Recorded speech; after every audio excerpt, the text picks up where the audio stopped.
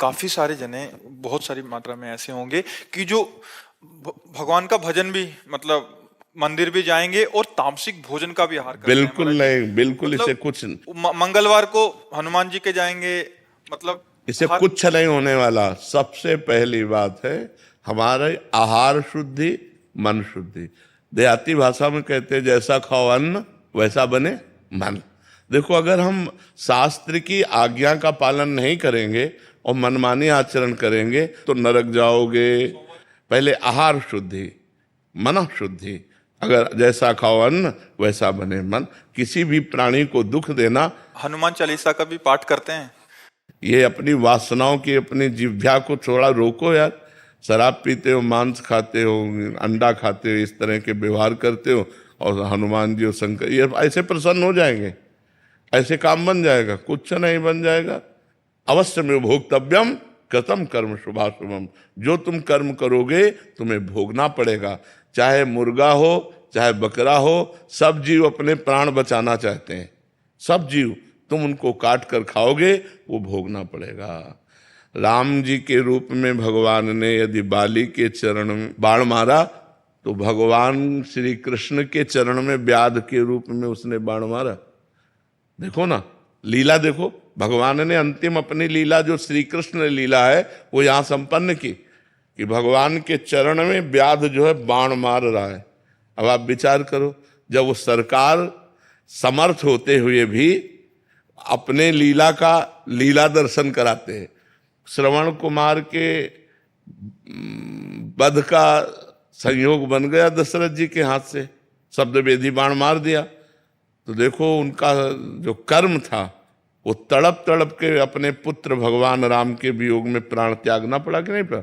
भगवान उसको मिटा सकते थे लेकिन भगवान नहीं मिटाते। अवश्य में वो भोक्तव्यम गीता जी में कहा है।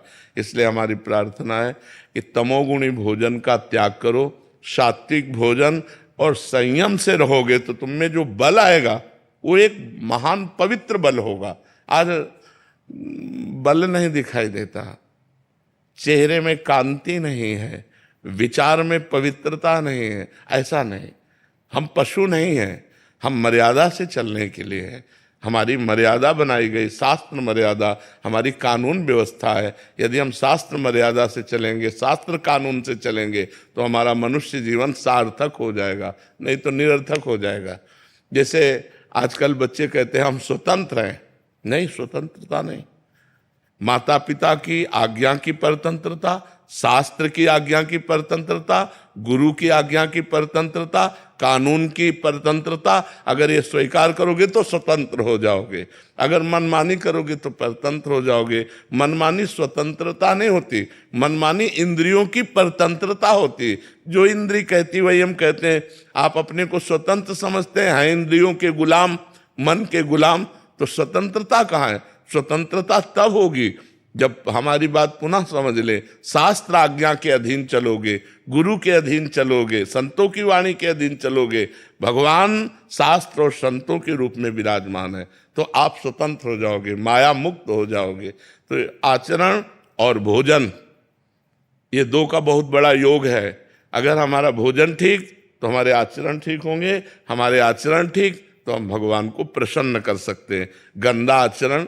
अभी कल परसों ही एक प्रश्न आया था कि गांव देहात में महाराज जी क्या है कि छोटे छोटे देवी जी के मंदिर हैं और गांव में किसी के घर में बच्चा हो रहा है या शादी हो रही है तो महाराज जी बकरा लेके और फिर उसका वो करते हैं, बलि देते हैं। फिर महाराज जी फिर पूरे गांव वाले आते हैं, फिर पूरा मांस वो करते हैं। मंदिर भी जा रहे हैं महाराज जी, देवी की आराधना भी कर रहे हैं। ये सब ये भोजन, ये आसुरी वृत्ति है, इससे भगवत प्रसन्नता नहीं होती। हम सबको बताना चाहते हैं, जगदम्बा को जगत जननी कहते हो तो बकरे की भी माँ है। जगत जननी है ना, माँ अपने पुत्र की बलि से प्रसन्न कैसे हो सकती है? हमें तो नहीं समझ में आता। और जब वो जगत जननी है तो बकरे की भी माँ है, वो भैंसे की भी माँ है, वो गाय की भी माँ है। वो माँ जो जगत माता है वो अपने पुत्रों की बलि से प्रसन्न कैसे हो सकती है? अगर वो प्रसन्न होती तो तुम्हारा मंगल हो जाता। किसका मंगल हुआ बकरे की बलि चढ़ाकर? हमें बताओ। देवी अप्रसन्न हो जाएंगी अगर नहीं किया ऐसा, तो महाराज जी ये भी माने।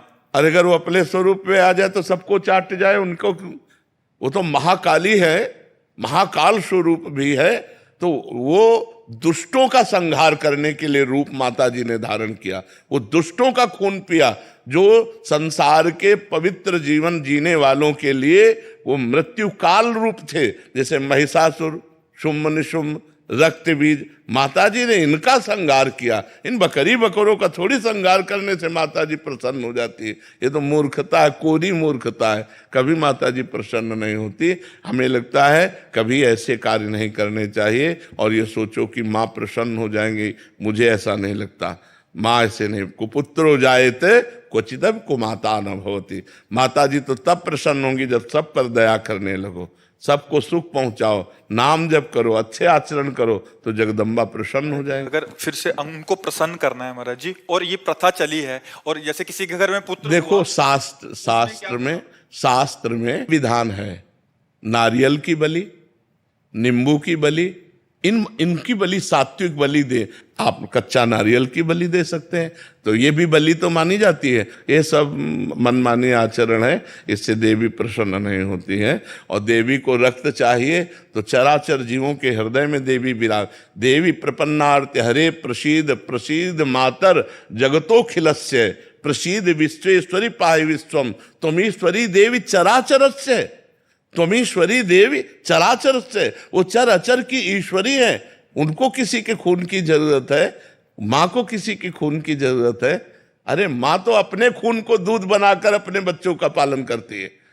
माँ शब्द कितना महान है, वो अपने शरीर के रक्त को दुग्ध में परिवर्तित करके अपने बेटे का पालन करती है, वो दूसरों का रक्त पान कैसे कर सकती है? ये दुष्टों के रक्त पान किए माता जी ने, जो समाज के लिए कलंक थे, जो समाज का द्रोह करके समाज को नष्ट करने में लगे थे, ऐसे राक्षसों को माता जी ने मारा है। शुम्भ निशुम्भ, रक्त बीज, महिषासुर। ऐसे नहीं है कि गलत सिद्धांत से न चले, नहीं तो नरक की प्राप्ति होगी। महाराज जी, आज जैसे आप कहते हैं कि भजन मार्ग, अभी तामसिक भोजन भी हो रहा है महाराज जी, फिर हम वही बात कर रहे हैं, और उसके साथ भक्ति भी। भक्ति का उद्देश्य है कि प्रभु का अगर हम पास जाएंगे या सोमवार को या मंगलवार को हम प्रभु के आगे हमारी करेंगे, कामनाओं की पूर्ति। महाराज जी, अगर उद्देश्य भगवत प्राप्ति हो, फिर तो महाराज जी उस उद्देश्य ही पता नहीं है। हाँ, लेकिन हम कह रहे हैं कि अगर हमें कामना की भी पूर्ति चाहिए तो हमको गलत आचरण छोड़ने पड़ेंगे, क्योंकि हम जो कामना की पूर्ति चाहते हैं उसमें पाप आचरण बाधा पहुंचाएंगे।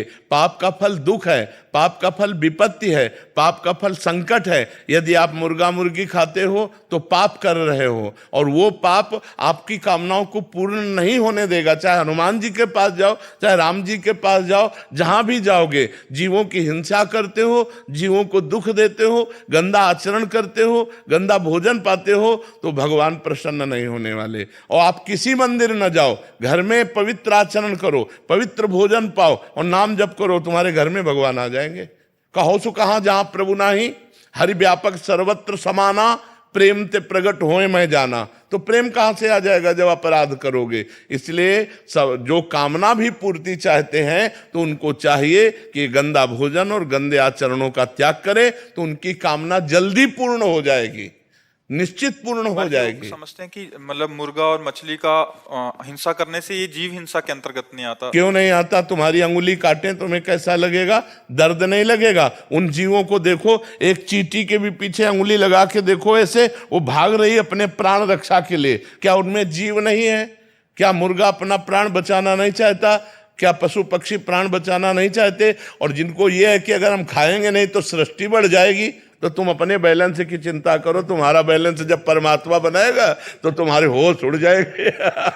वो परमात्मा का 3 कार्य है: सृष्टि रचना, सृष्टि पालन करना और सृष्टि का संहार करना। वो भी अपने आप में लय कर लेता है। वो प्रलयंकारी परमात्मा है, वो काल का भी काल है, वो महाकाल है। वो जिस समय जैसा चाहता है वैसा अपना बैलेंस बनाता रहता है। सृष्टि का बैलेंस बनाना उसका कार्य है, हमारा कार्य नहीं है। हमारा कार्य है उसकी आज्ञा के अनुसार चलना। हम मनुष्य, हम राक्षस नहीं है। तो हमें सबसे प्रार्थना है कि मांस, मदिरा, अंडा, पराई स्त्री से व्यभिचार, इनका त्याग करो तो तुम्हारा जीवन सुखमय हो जाएगा।